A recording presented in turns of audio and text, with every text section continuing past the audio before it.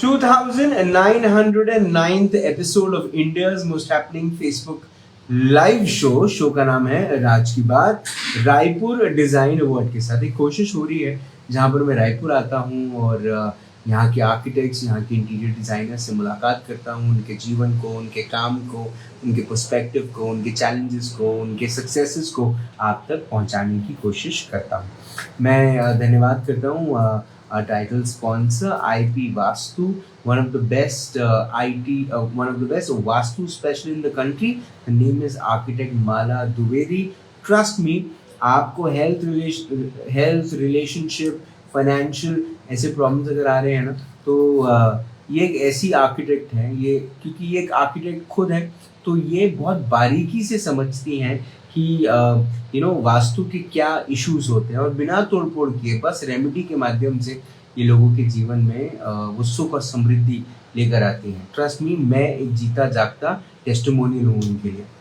धन्यवाद करता हूँ our support sponsor Eco Structures, one of the best facade companies in India. Also want to thank Mega Power Solar Energies Private Limited by Abhijit Shukla, one of the most learned person in the field of solar energy. Also a big thank you to our season partner, which is Spacewood Modern Living Raipur. मेरे आज के जो मेहमान हैं, he has been into this field of architecture design for a good 8 to 10 years now. Been practicing independently for past 6-7 years and been doing some great work, great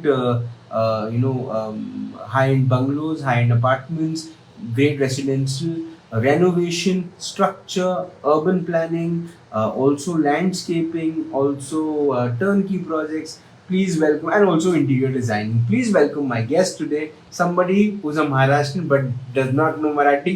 Please welcome architect Shubham Ghadge sir. Sir, नमस्कार. नमस्कार sir, स्वागत आपका राज की बात में। Thank you so much. कैसा है तुम्ही? छान है। ये पता है आपको? ओके सर, सबसे पहले तो ये कि थोड़ा सा अपने बचपन के बारे में बताएं। जब छोटे थे क्या सपने थे, क्या करना था, क्या बनना था? टू बी वेरी ऑनेस्ट, कोई सपने नहीं थे। उस समय बहुत ज्यादा ब्लैंक था कि करना क्या है।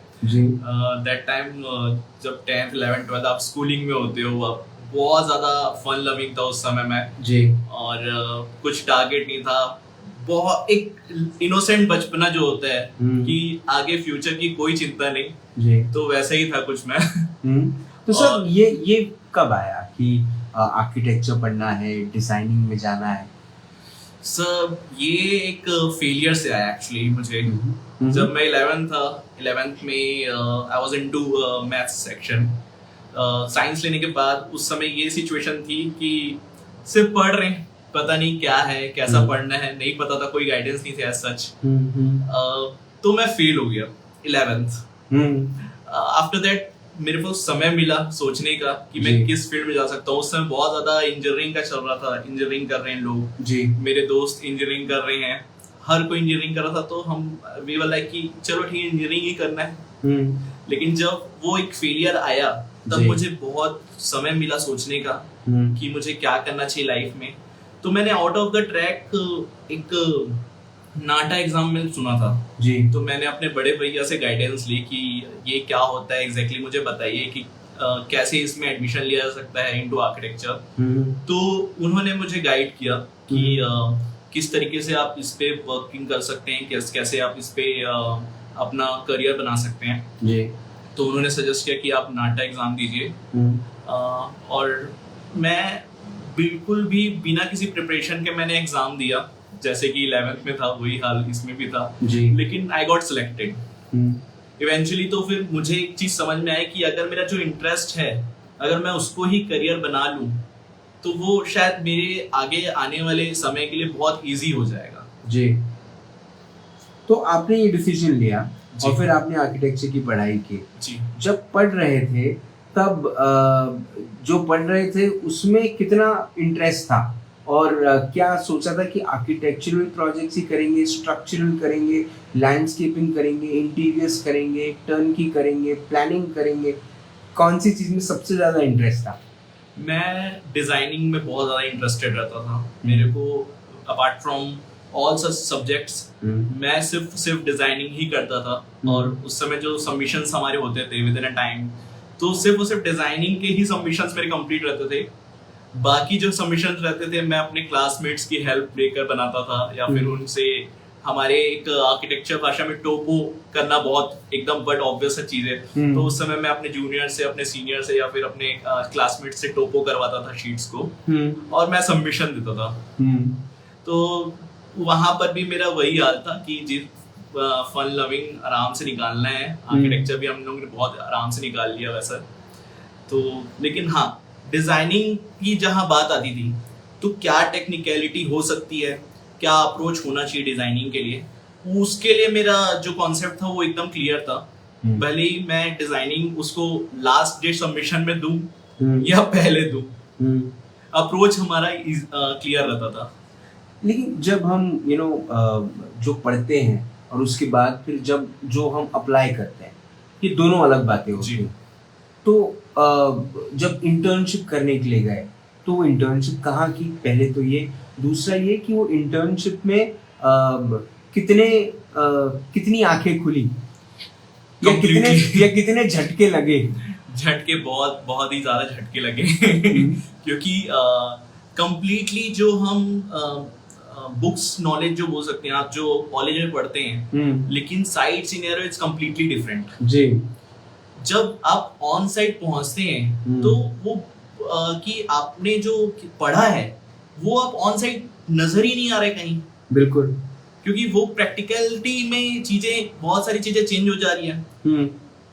समहाउ कंसर्न बजट का रहता है या फिर किसी और भी अवेलेबिलिटी का रहता है। तो दीज आर द थिंग्स जिसके कारण बहुत सारी चीजें चेंज होती है।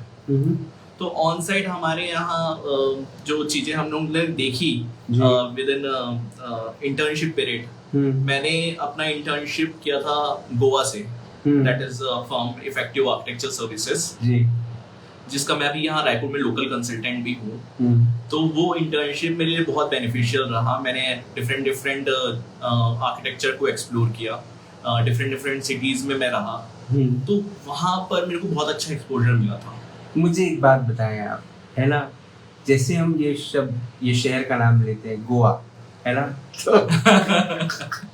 तो मुझे कहने की जरूरत नहीं है, पूछने की जरूरत नहीं है आपसे, लेकिन मैं ये जरूर जानना चाहूंगा कि कैसी रही वो इंटर्नशिप? Amazing, unforgettable. ओके, जब मैक्सिमम लोग जब इंटर्नशिप करके जो फील्ड पर आते हैं और एग्जाम्स क्लियर करते हैं, तो आपने शुरुआत के दौर में जॉब भी किया जी। आप चाहते तो आप सीधा प्रैक्टिस कर सकते थे, आप तैयार हो चुके थे, लेकिन आपने फिर भी जॉब की, क्यों? somehow मैं जैसे वर्किंग जो देख रहा था जी, जैसे गोवा का आर्किटेक्चर क्वाइट डिफरेंट, दिल्ली में कुछ टाइम रहा, वहाँ का आर्किटेक्चर बहुत डिफरेंट है जी। तो वो जो क्लाइंटल को समझना और सर्विस प्रोवाइड करना वो बहुत इम्पोर्टेंट है जी। और यहाँ पर एक कंप्लीटली ऑफिस रन करना, उसमें क्या क्या छोटी छोटी चीजों की जरूरत महसूस होती है विद इन अ टाइम जी, वो चीज मुझे समझनी थी। तो मुझे लगा कि वो एक एक्सपीरियंस लेना बहुत इम्पोर्टेंट है। तो इसलिए मैंने काफी टाइम जॉब किया, वर्किंग समझा, डिफरेंट फर्म्स में मैंने काम किया, उनकी वर्किंग समझी। अब वो जो फर्म्स में मैंने काम किया उनकी क्या क्या क्वालिटीज थी, उनको मैंने अपने फर्म में अप्लाई किया कि मैं इनके यहाँ से क्या क्या पिक कर सकता हूँ जो चीज मेरे फर्म को इजिली रनिंग के लिए काम दे। जब आपने अपने फर्म की शुरुआत की, आपके फर्म का नाम बताएं एक बार। SG architect design studio. तो जब आपने ये अपना एक खुद का स्टूडियो बनाया, आपका ऑफिस बहुत सुंदर है, बहुत सुंदर है। आपने कम जगह में जो एक डेकोर डिजाइन और स्पेस को यूज करना, वो जो आपने पूरा किया, उसकी जितनी तारीफ की जाए उतनी कम है। तो मैं एक चीज को लेकर श्योर हूँ कि आप हाई एंड बंगलोज और हाई एंड अपार्टमेंट्स में तो आप अच्छा काम कर ही रहे होंगे, लेकिन अगर आपको एक छोटे स्टूडियो टाइप अपार्टमेंट्स भी दिए जाए तो उसमें भी आप कमाल का काम करेंगे। ये मेरे को पक्का पता चल गया है ना। पहला प्रोजेक्ट शुभम घाटगे, आर्किटेक्ट शुभम घाटगे को कौन सा मिला और क्या एक्सपीरियंस रहा, अनुभव क्या रहा? मेरा पहला प्रोजेक्ट था एक मेरे फ्रेंड का घर, दैट वाज G+2 स्ट्रक्चर, जिसमें स्ट्रक्चरल पार्ट ठेकेदार ने कर लिया था, जो कॉन्ट्रैक्टर था उसने स्ट्रक्चर कर लिया था जी, लेकिन इट वाज ट्रूली ब्लंडर। तो जब मैंने ऑन साइट जाके इंस्पेक्शन किया, वहां पर आरसीसी कुछ और है, अलाइनमेंट कुछ और है, स्ट्रक्चर कुछ और तरीके से बन चुका है। अब यहाँ पर मुझे समझ में आया कि कंसल्टेंट की वैल्यू क्या होती है जी, क्योंकि विद इन अ टाइम आप G+2 स्ट्रक्चर बनाने के बाद आप किसी कंसल्टेंट को बुला रहे हैं, तो अब वो क्या सजेस्ट करेगा? बिल्कुल, क्योंकि बजट फ्रेंडली आपको उसमें पैरेलली चलना है। अब मैं उसमें सपोर्टिंग स्ट्रक्चर्स नहीं दे सकता क्योंकि यहाँ जो कन्वेंशनल मेथड्स हैं, कॉन्ट्रैक्टर आया, अरे उसको दे दो ना, वो बना देगा। तो ये माइंडसेट है यहाँ पर। अब बिल्कुल धीरे धीरे दे आर अपग्रेडिंग की हाँ नहीं अपने को कंसल्टेंट चाहिए, उनको फीस स्ट्रक्चर देनी होती है। तो दीज आर द थिंग्स की अभी वर्किंग हो रही है और डेफिनेटली मार्केट अभी अलग हो रहा है रायपुर का। बट वहां पर उस केस सिनेरियो में मेरा ये था कि मैंने उनको सिंपली जो हो सकता था वो बताया, और जो पॉसिबिलिटीज थी उस पर्टिकुलर स्ट्रक्चर में, वहां पर हम लोग ने वो पॉसिबिलिटीज देखी और अभी वो बहुत ही अच्छे तरीके से हम लोग ने एग्जीक्यूट किया। People call you wonder boy, जहाँ पे आपने जब भी काम किए हैं आपने मोर देन 100% दिया है अपने काम में। That means people actually like your work and appreciate your work. लेकिन एक वेल स्टैब्लिश्ड बड़े architect brands, interior designer brands के बीच में आर्किटेक्ट शुभम घाटगे अपने आप को किस तरह से अपनी जगह अपनी कैसे बनाए? क्योंकि काम तो माशाल्लाह बहुत अच्छा काम है आपका, लेकिन अपनी स्पेस बनाना, खुद की एक स्पेस बनाना, खुद का एक नाम, एक brand banana, how easy, how difficult? Quite difficult. Okay, but ये एक जुनून था कि कुछ ना कुछ तो कर लूंगा। वो स्कूल टाइम से ही हमने यही सोच के चला था कि कुछ ना कुछ तो करना है, कुछ ना कुछ तो कर लूंगा। गोवा से सीख के आया हूँ, वापस गोवा चले जाऊंगा। हाँ एग्जैक्टली मतलब कुछ नहीं हुआ तो कम से कम गोवा तो जा ही सकता हूँ। तो मेरे पास लास्ट ऑप्शन तो रेडी था जी। नहीं, जोक्स अपार्ट, हाउ कितनी हसलिंग करनी पड़ी, कितना स्ट्रगल रहा है? टू बी वेरी ऑनेस्ट, जब कोविड आया, कोविड के समय सब कोई अपने घर पे थे and my form was like कि हम कर रहे थे उसमें वर्क फ्रॉम होम जी। तो आर्किटेक्चर वर्क फ्रॉम होम थोड़ी ना होता है। बिल्कुल, आप ऑन साइट जाके एक्सपीरियंस करते हैं, एक्सपोजर मिलता है, तब वो चीजें समझ में आती हैं। अब 2-3-4 महीने हो गए, 6 महीने हो गए, अब आई वाज लाइक कि मैं बोर हो चुका हूँ यार, अब कुछ इंटरेस्टिंग करना है, मतलब नहीं हो पा रहा है। और तो because my family is like कि वो सब कोई गवर्नमेंट जॉब में है, तो बिजनेस वर्ड समझ नहीं आता कि बिजनेस क्या होता है, कुछ नहीं होता बिजनेस। तो वहां पर से मैंने अपने आप को संभाला कि भाई अब ना एक काम करता हूँ कि मैं जॉब छोड़ूंगा, अगर मेरे को कल ही स्टार्ट करना है तो आज क्यों नहीं। बिल्कुल।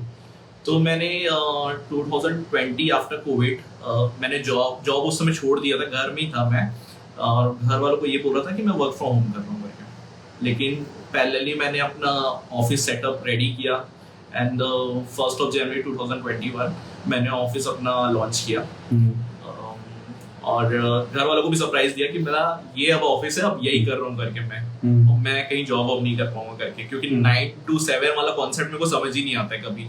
कि अगर आपको काम ही चाहिए, आपको प्रोडक्टिविटी चाहिए, आप टाइम बाउंडेशन में क्यों चाहिए? क्योंकि बीइंग एन आर्किटेक्ट सबको पता है कि हम लोग रात को काम करते हैं, रात भर जग लेते हैं। क्योंकि I used to do late night works, जब मेरी मम्मी सुबह जगती थी मैं सोने जाता था। तो ऐसा सिचुएशन होती, इस टाइप का सिनेरियो होता था, तो इसलिए मैंने फिर उसमें क्विट किया। मतलब कोई दिक्कत नहीं, भले ही 2 प्रोजेक्ट थे उस समय एट द टाइम, उस समय जब मैंने स्टार्ट भी किया I was having only 2 projects. तो पहला चलो करके तो देखते हैं। पिछले 5-7 सालों में किस किस्म के प्रोजेक्ट्स किए हैं आपने? I was into high end residential projects, commercials and hospitalities. मजा कौन से वर्टिकल में काम करने में आता है? मेरे को रिक्रिएशनल चीजें करने में मजा आता है, जैसे लाइक पब्लिक स्पेस। उसमें जैसे बीइंग एन आर्किटेक्ट आपकी एक्सपर्टीज सिर्फ 4 लोगों के लिए सीमित नहीं होनी चाहिए। बिल्कुल। अगर मेरे पास कोई एक रेसिडेंशियल के लिए आ रहा है, वो अपनी रिक्वायरमेंट्स बता रहा है कि वो 4 लोग हमारी फैमिली है, 4 लोगों के हिसाब से मुझे घर बनाना है। लेकिन जब आप पब्लिक स्पेस क्रिएट करते हैं तो वहां पर क्या होता है, आप n नंबर ऑफ पीपल को टारगेट कर रहे हैं जी, उनके यूजर एक्सपीरियंस को देख के आपको खुशी होती है जी। तो मैं कुछ उस तरह के प्रोजेक्ट्स करने में बहुत ज्यादा इंटरेस्टेड हूँ। जब आपके पास रेसिडेंशियल के तो प्रोजेक्ट्स आते रहे, जब हॉस्पिटैलिटी के प्रोजेक्ट्स आए, रिजॉर्ट्स के, फार्म हाउसेस के, लाउंजेस के, कॉफी शॉप्स के, वो उसका एक्सपीरियंस कैसा रहा? थोड़ा बहुत चैलेंजिंग था, थोड़ा क्रिएटिव माइंडसेट खोलने का मौका मिला कि अब कुछ नया करते हैं। रेसिडेंशियल मैंने 2 साल कर लिया बहुत, उसके बाद मुझे लगा कि अब कुछ नया करना है। क्योंकि एट द टाइम एक बार सेम ट्रैक में आप चलते चलते बोर हो जाते हो, फिर ट्रैक चेंज करना था कुछ मुझे जी। तो जैसे ही रिसोर्ट्स वगैरह के प्रोजेक्ट्स आया, उस लाइक कि हाँ ये कुछ चैलेंजिंग आया है, अब इस पे मेहनत करनी है। तो हम लोग ने रेसिडेंशियल इसमें रिसोर्ट प्रोजेक्ट्स में वर्किंग चालू की and it was quite good experience. Chhattisgarh के, रायपुर के यंग डायनेमिक आर्किटेक्ट्स में आपका नाम आता है, लोग आपको आपके काम के लिए रिकॉग्नाइज करते हैं, वेंडर्स चाहते हैं कि वो आपके साथ जुड़ें, आपके साथ जुड़कर काम करें। फैमिलीज को किस तरह से देखती है? अभी भी कहते हैं नौकरी कर ले? नहीं, वो उस समय के बाद within 6 months I guess जो माइंडसेट उनका चेंज हुआ, तो उनको समझ में आ गया कि नहीं ये ठीक है, सही ट्रैक में जा रहा है, ये अब कर लेगा अपना करियर को जो करना है, इसको अब जॉब के लिए नहीं बोलना है कभी करके। जब प्रोजेक्ट्स आते हैं जो हॉस्पिटैलिटी में, वापस से उसी सवाल पे आऊँगा, क्योंकि वहाँ पर सिर्फ रूम्स बनाना, रेस्टोरेंट बनाना ये सीमित नहीं होता है, वहाँ पे लैंडस्केपिंग भी थोड़ी सी कहीं ना कहीं इन्वॉल्व होती है।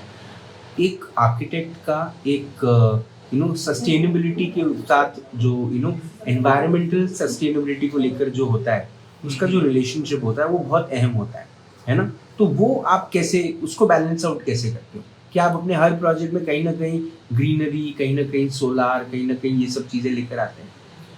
हाँ, सस्टेनेबिलिटी इम्पोर्टेंट है क्योंकि जब भी हम एक प्रोजेक्ट चालू करते हैं तो उस पर्टिकुलर साइट का पोटेंशियल क्या है वो बहुत इम्पोर्टेंट है।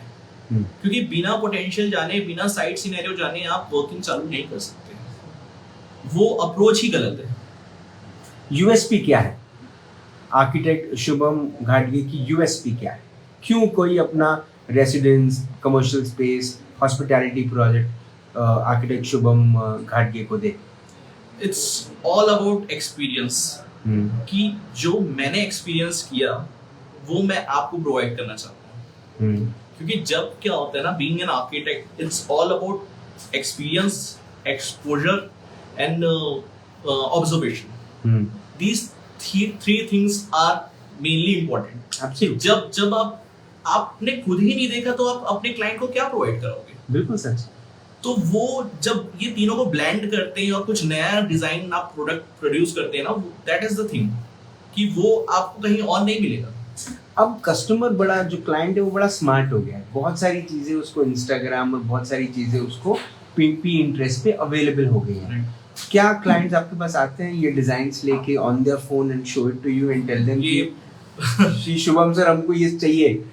ये एक्चुअली मैं नहीं, पूरे रायपुर के, इवन पूरे इंडिया के आर्किटेक्ट्स आई गेस फेस कर रहे हैं कि अगर जो आर्किटेक्ट्स आपने हायर किया उनके पास आप लेके जाते हैं कि ये आपको ये बनाना है, हाँ। तो ये बिल्कुल गलत अप्रोच है मेरे ख्याल से। अगर आपने कोई एक्सपर्टीज हायर की है, आप उनको अपना काम करने दें, क्योंकि तभी तो वो अपना कुछ इनपुट दे पाएंगे।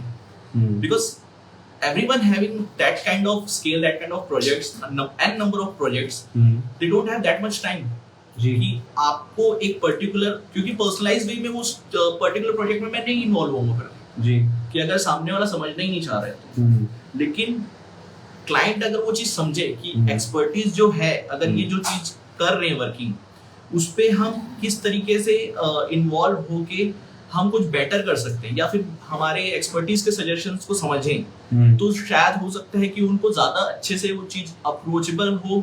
डिजाइन फ्री फ्लोइंग स्पेसेस जो अपन क्रिएट करते हैं वो शायद एग्जीक्यूशन में बहुत इजी हो जाए। ये एक ग्रे एरिया है जिसके बारे में मैं बात कर रहा हूँ। क्लाइंट्स और एक आर्किटेक्ट इंटीरियर डिजाइनर के बीच में वेंडर्स एक बहुत बड़ा रोल प्ले करते हैं। डेफिनेटली। और कई बार वेंडर्स किसी आर्किटेक्ट के साथ जुड़ने के लिए, इंटीरियर डिजाइनर, टर्नकी प्रोजेक्ट करने वाले प्रोफेशनल के साथ जुड़ने के लिए बहुत सारे तरीके अपनाते हैं। Under the table, above the table, है ना, यहाँ का ट्रिप, वहाँ का ट्रिप, ये सब करवाते रहते हैं। आपको ये चीज़ें कितनी ग्लैमरस लगती है, कितनी अपीलिंग लगती है? और कुछ ऐसे कहते हैं कि आप ये सब चीज़ों से दूर भागते हैं, ऐसा क्यों? It's quite debatable, but from my opinion, that is completely wrong. If you are getting your pay scale, so that is completely wrong. तो उसमें क्या होता है ना, अगर आप एक्सपर्टीज को आप वो जो पे स्केल वो जो मांग रहा है या फिर जो उसकी फीस स्ट्रक्चर है, अगर उसको आप उसमें सेटिस्फाइड कर रहे हैं, देन दैट इज कि उसमें जरूरत ही नहीं फिर उसके बाद कुछ चीजों की। तो और लाइक यहाँ के जो रायपुर की जो वेंडर्स है, they are very supportive, they are very for like we have Indian Institute of Architects over here. तो हमारे जितने भी इवेंट्स होते हैं उनमें वो हमेशा ही सपोर्ट करते हैं। तो उसके बाद हमको और किसी चीज की जरूरत नहीं मेरे हिसाब से, कि अगर वो हमको उस स्टेज में सपोर्ट कर रहे हैं तो आई डोंट थिंक सो कि इसके बाद किसी भी चीज की जरूरत होती है। क्या इंडियन इंस्टीट्यूट ऑफ आर्किटेक्ट का जो रायपुर चैप्टर है वो जिस किस्म की इनिशिएटिव्स लेता है, वो प्रोडक्ट अवेयरनेस की हो या नया ऑल ओवर इंडिया के आर्किटेक्ट्स को बुलाकर यहाँ के आर्किटेक्ट्स से या यंग आर्किटेक्ट्स को इंस्पायर करने की हो, ये जो पूरी कोशिशें कर रहे हैं, क्या ये इतना काफ़ी है या एक्सपेक्टेशन और ज़्यादा है, या फिर जो कर रहे हैं वो अप्रिशिएटिंग है? सी अप्रिशिएटिंग तो है ही, बट मुझे लगता है कि उसके कारण एक बेनिफिट ये हुआ है कि जो अप्रोच हमारे लिए आया है, जो मटेरियल अवेलेबिलिटी हमारे वेंडर्स यहाँ पर हमको करा पा रहे हैं, वो थोड़ी सी और बढ़ेगी। लाइक हम अभी भी अहमदाबाद जा रहे हैं, मोरबी जा रहे हैं, जो अगर मेरे पास n नंबर ऑफ प्रोजेक्ट्स आ रहे हैं या फिर स्केल प्रोजेक्ट्स आ रहे हैं, तो डेफिनेटली मैं उसके परचेसिंग के लिए बाहर जा रहा हूँ। तो ये चीज अभी अगर मेरे को यहाँ अवेलेबल रहेगी तो मेरा टाइम बचेगा, मैं अपने टाइम को सही तरीके से यूटिलाइज कर पाऊंगा। तो अब कोशिश यही है कि यहाँ के भी वेंडर्स इतने अवेयर हो रहे हैं कि वो जो टेस्ट है आर्किटेक्ट्स का, वो प्रोडक्ट यहाँ पर ला रहे हैं और same value same price range में हमको वो प्रोडक्ट यहाँ अवेलेबल हो रहा है। जब हम प्रोजेक्ट्स की बात करते हैं, आपने बताया कि अलग अलग वर्टिकल्स में आप काम करते हैं, वो रेसिडेंशियल, कमर्शियल और हॉस्पिटैलिटी से रिलेटेड है। कौन सा ऐसा वर्टिकल है जिसमें काम अब तक नहीं किया है पर करना चाहते हैं? मैं अभी तक आई was into private projects only. मैंने गवर्नमेंट को भी छुआ भी नहीं है, मैं गवर्नमेंट सेक्टर में अभी एक भी वर्क नहीं किया मैंने। But I was looking for कि मैं गवर्नमेंट प्रोजेक्ट्स करूं और उसमें जो पब्लिक स्पेसेस है मैं उस पर वर्क करना चाहता हूँ, क्योंकि टारगेटेड ऑडियंस बहुत ज्यादा होगी, n नंबर ऑफ पीपल रहेंगे, आपकी वर्किंग दिखेगी वहां पर, लोग एक्सपीरियंस करेंगे। तो वो ज्यादा मेरे लिए वो है कि आपकी जो आर्किटेक्चरल एक्सपर्टीज है वो किसके लिए यूटिलाइज हो पा रही है। पर्सनल लाइफ में क्या चीजें हैं जो अब तक नहीं हुई है लेकिन आप चाहते हैं कि हो जाए? स्काई डाइविंग ये बाकी है। बचा हुआ है। ओके। और आपके फर्म को आप कहाँ तक ले जाना चाहते हैं? समुद्र खुला हुआ है, जितना पानी निकालना है निकाल लो।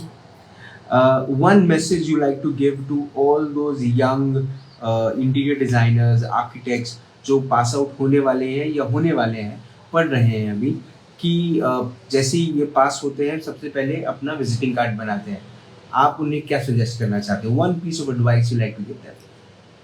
Create your own methods, create your own expertise, create your own approach, क्योंकि वो अगर कॉन्सेप्ट आपका क्लियर है तो आपको कोई कहीं नहीं रोक सकता। अगर आर्किटेक्ट इंटीरियर डिजाइनर्स की सुनहरी किताब लिखी जाती, किताब के सुनहरे पन्ने पर सुनहरे अक्षरों में ये नाम लिखा जाता, आर्किटेक्ट शुभम घाटगे। मैनिफेस्टेशन भी इम्पोर्टेंट है। नहीं, आई एम श्योर ये लिखा जाएगा, I am so sure about it. मैं शायद आपका इंटरव्यू ही इसलिए ले रहा हूँ क्योंकि मैंने आपके बारे में वो सब अच्छी बातें सुनी है ना। अब आप मुझे बताएं कि उस किताब के सुनहरे पन्ने पर सुनहरे अक्षरों में जब ये नाम लिखा जाएगा आर्किटेक्ट शुभम घाटगे, उसके नीचे आप कौन सा ऐसा थॉट या बात या योर बेस्ट प्रैक्टिस आप लिखना चाहेंगे जिसे पढ़ने के बाद लोग आपको समझें, जाने और आपके दिखाए हुए रास्ते को फॉलो करें? अगर ऐसा कुछ लिखना हो मेरे नाम के नीचे जी, तो क्या लिखना चाहिए? Something which you believe in life में भी, जो चीज पे आप हमेशा बिलीव करते हो, वो क्या है? सुनो सबकी, करो अपनी। आई लव दिस कि सुनो सबकी, करो अपने मन की या अपनी। और आप ऐसा क्यों कहते हैं? क्योंकि बाकियों की एडवाइस मैंने बिल्कुल ली है। मैंने सभी जो डिफरेंट जिस सेगमेंट्स में है, डिफरेंट करियर्स में है, मैंने सबके ओपिनियंस लिए थे कि आप बताइए मुझे क्या करना चाहिए, आप बताइए मुझे क्या करना चाहिए, when I was totally blank. लेकिन अल्टीमेटली मैंने वही सुना, वही किया जो मेरे मन ने कहा या मेरे अंदर से जो आवाज है कि मेरे को ये करना चाहिए, तो मैंने वही किया। और मैं लाइफ में भी यही करता हूँ कि भले मैं सुन लूंगा या समझ लूंगा सामने वाले का क्या ओपिनियन है, लेकिन अल्टीमेटली मैं वही करता हूँ जो मुझे सही लगता है। मैं आपके ऑफिस की एक चीज दिखाना चाहता हूँ। सबसे पहले आपको धन्यवाद देना चाहता हूँ कि आपने अपना वक्त निकाला, आपने शो पर आए और आपने अपने जीवन और अपने काम के बारे में हमें बताया। उसके लिए बहुत बहुत धन्यवाद। मुझे जो कहते हैं ना कि फेल हो गए और बस लाइफ का अंत हो गया, मुझे ऐसा लगता है कि उन्होंने आपसे सीखना चाहिए कि फेल होने के बाद कैसे पास हुआ जाता है, ये आप हमें सिखाते हैं। बहुत बहुत धन्यवाद, thank you so much. It's an honour talking to you and meeting you, है ना? अब मैं वो दिखाना चाहता हूँ जो मैं खुद देखकर खुश हुआ।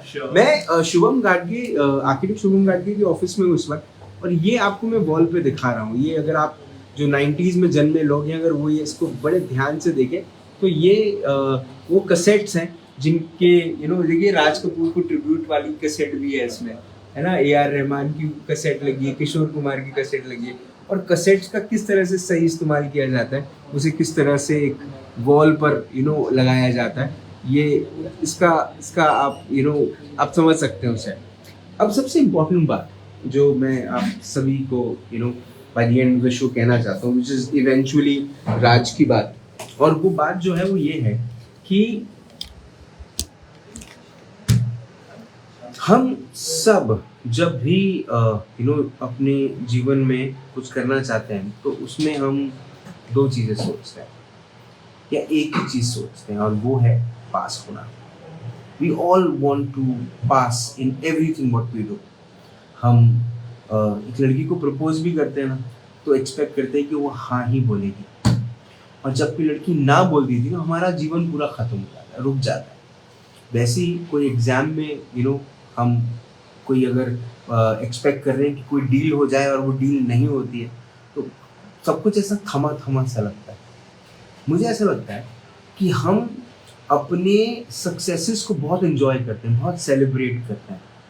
हमने अपने फेलियर्स को सेलिब्रेट करना चाहिए, पता नहीं क्यों, पर मैं पिछले कुछ समय से करते आया हूँ। जब भी कुछ ऐसा हुआ है जिसमें मैंने हार का सामना किया या दर्द का सामना किया, मैंने अपने आप को एक पार्टी दी, और वो पार्टी मैंने खुद को दी। मैं किसी को लेकर नहीं गया कहीं, मैंने खुद को वो ट्रीट दिया है। या मैं अपने आप को पिक्चर लेकर गया हूँ, या मैंने अपने लिए एक अच्छी कोई वॉच खरीदी है, या अच्छे कपड़े खरीदे हैं, या अच्छा चश्मा खरीदा है, या मैं अच्छा खाने के लिए गया हूँ, या मैंने एक चिल्ड बियर पी है। मतलब I am just telling you, I treat my self and I treat myself and tell myself that this is not a full stop, this is a comma. जीवन में याद रखिए, जितने कॉमा रहेंगे उतने ज़्यादा सेंटेंसेस बनेंगे। That's the thought which we all should learn, not just from our life but also from my guest today, architect Shubham घाटगे।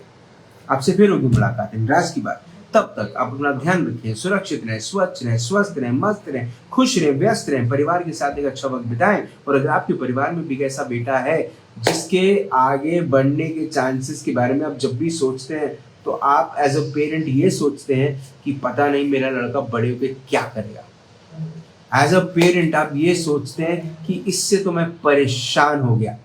As a parent आप ये सोचते हैं कि मैं तो अपनी ज़िंदगी लेकर आ गया यहाँ तक, हे ईश्वर मेरे बच्चे का क्या होगा? अगर आप ऐसे पेरेंट हैं और अगर आपका बच्चा कुछ ऐसा कर रहा है जिसमें एक बार फेल होने के बाद वो पास पास पास पास पास हो रहा है और लोगों को अपने काम से अपने पास ला रहा है और उनका काम करके उनके जीवन में उपलब्धि लेकर उनके जीवन में खुशी ला रहा है, तो समझिए वो आर्किटेक्ट शुभम घाटगे बन रहा है। अपने बेटे को भी ऐसा शुभम ज़रूर बनाएं। जिंदा रहें। जय हिंद।